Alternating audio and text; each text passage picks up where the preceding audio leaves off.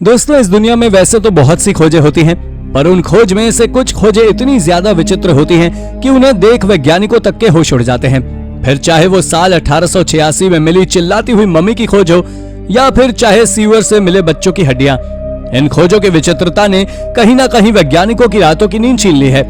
तो चलिए जानते हैं कुछ ऐसे ही विचित्र खोजों के बारे में हमारी इस वीडियो के जरिए। Number 10, headless Gladiators.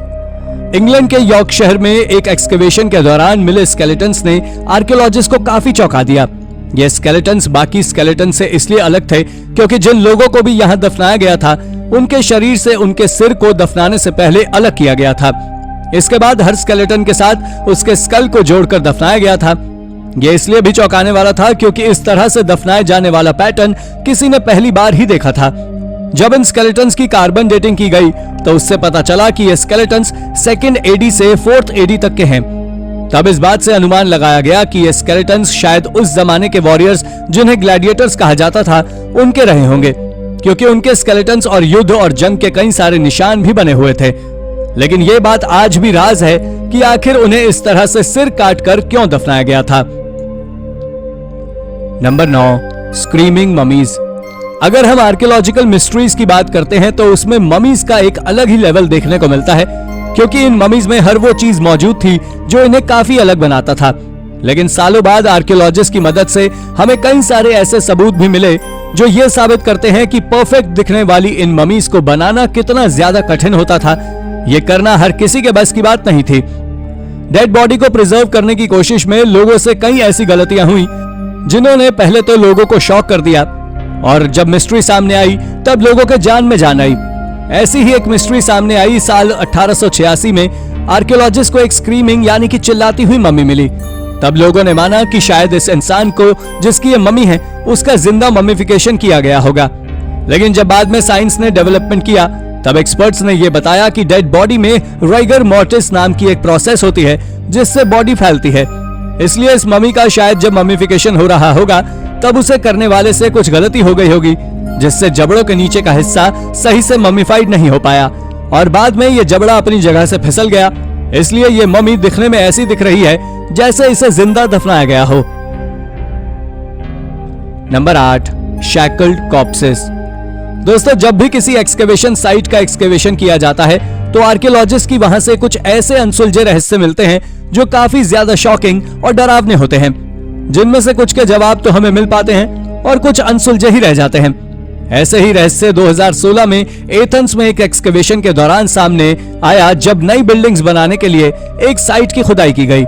इस खुदाई के दौरान यहां से कई ऐसे स्केलेटन्स बरामद हुए जिन्हें दफनाने के बाद बांधा गया था।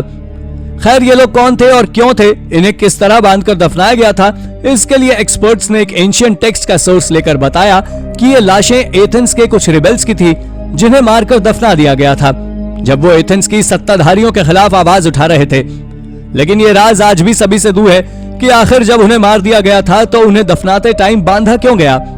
शॉकिंग तो यह था कि उनमें से कई स्केलेटन्स को तो 2 बार बांधा गया था। अब इस बात का जवाब आर्कियोलॉजिस्ट अभी तक नहीं दे पाए, लेकिन इसके पीछे जो भी राज होगा वो काफी शॉकिंग रहा होगा। Number 7, pit of death. 2012 में फ्रांस की एक एक्सकेवेशन साइट के खुदाई के दौरान भी कुछ ऐसे सीन्स देखने को मिले जिसने गुजरे जमाने की हिस्ट्री के खतरनाक हिस्सों को हमारे सामने लाने का काम किया। इस खुदाई के दौरान आर्कियोलॉजिस्ट को यहाँ पर एक 6.5 फीट का एक चैम्बर मिला जहां पर एक साथ कई लाशों को किसी जमाने में दफनाया गया होगा।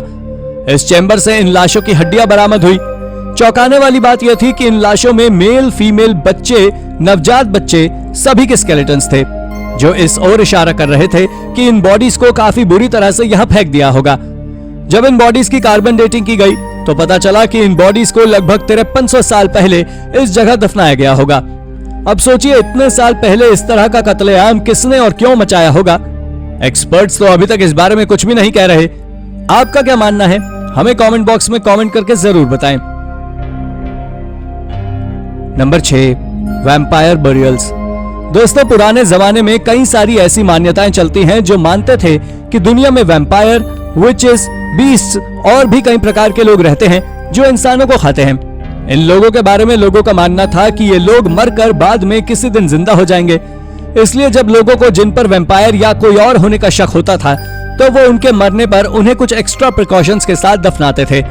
ऐसे कई सारे सबूत मिले हैं जहां पर यह साबित हुआ है कि लोग इन सब बातों में बिलीव करते थे।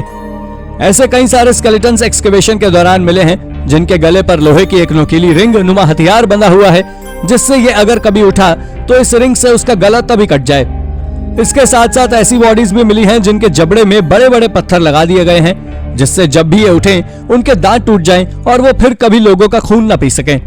तो कुल मिलाकर बात यह है कि पुराने जमाने में फुल अंधविश्वास होता था, जिनके शिकार बेचारे वो लोग हुए जिनका कुछ लेना देना भी नहीं। उनकी लाशों के साथ क्या व्यवहार किया गया ये सब आप वीडियो में देख ही रहे हैं। नंबर 5, द मुआ अंडर द माउंटेन। दोस्तों, ऐसा नहीं है कि दुनिया के राज हमें सिर्फ जमीन के अंदर ही मिलते हैं, कभी कभी ये राज पहाड़ों के नीचे भी मिल जाते हैं। जैसे कि एक राज मिला 1986 में न्यूजीलैंड के एक पहाड़ माउंट ओवन के नीचे। ये रहस्यमयी राज हमारे सामने तब आया जब एक माउंटेनियर का एक ग्रुप ट्रैकिंग करने के लिए इस माउंटेन पर गया हुआ था। इन माउंटेनियर्स को इस माउंटेन के नीचे कुछ हड्डियों का ढेर मिला। हालांकि ऐसा होना पहाड़ों में काफी सामान्य सी बात होती है, लेकिन जब उन्हें इसके पास एक चीज दिखाई दी जिसने उनके चेहरे के हाव भाव ही बदल दिए। उन्हें यहाँ पर एक एंशिएंट बर्ड जिसे मुआ कहा जाता था, उसका एक पंजा मिला जो काफी अच्छी और प्रिजर्व कंडीशन में था, और ऐसा लग रहा था मानो ये मुआ अभी कभी ही मरा हो और उसका पंजा यहाँ लाकर फेंक दिया गया हो। लेकिन शॉकिंग बात यह थी कि अब ये बर्ड दुनिया में नहीं पाई जाती, इसलिए आखिर ये पंजा यहाँ क्या कर रहा था? क्या मुआ अभी भी दुनिया में मौजूद है? इस बारे में एक्सपर्ट्स अभी तक कुछ भी कहने से बच रहे हैं। Number 4, अल्टामुरा man. इटली के अल्टामुरा में एक केव साइंटिस्ट को कुछ ऐसा देखने को मिला जिसे देखने के बाद वो काफी ज्यादा शॉक हो गया, क्योंकि उसने इससे पहले ऐसा कुछ भी नहीं देखा था। जब यह साइंटिस्ट अल्टामुरा टाउन में स्थित एक केव में अपनी रिसर्च कर रहा था, तब उसे वहां एक रॉक उसकी तरफ घूरती नजर आई। जब उसने इस रॉक को गौर से रीड किया तो उसे वहां पर हजारों साल पुराना एक ह्यूमन स्केलेटन नजर आया, जो अब कैल्शियम डिपोजिशन की वजह से उस रॉक का हिस्सा बन गया था। हालांकि यह स्केलेटन नॉर्मल इंसान का नहीं था, यह एक इंसानी प्रजाति निएंडरथल का स्केलेटन था, जो कई हजार साल पहले इस रॉक नुमा शिंक होल में गिर गया होगा, जिस पर गुजरते हुए सालों ने कैल्शियम की परतों को चढ़ा दिया होगा। यह स्केलेटन अभी तक मिले निएंडरथल्स के स्केलेटन्स में सबसे पुराना स्केलेटन है। Number 3, tortured skull. दोस्तों, स्वीडन में साल 2009 में एक सूखी हुई झील के किनारे जब एक्सकेवेशन का काम किया जा रहा था, तो वहां पर आर्कियोलॉजिस्ट को कुछ ऐसा देखने को मिला जिसका जवाब वो अभी तक ढूंढ रहे हैं। इस जगह पर उन्हें 11 स्कल्स मिले जिनकी बॉडीज वहां पर नहीं थी।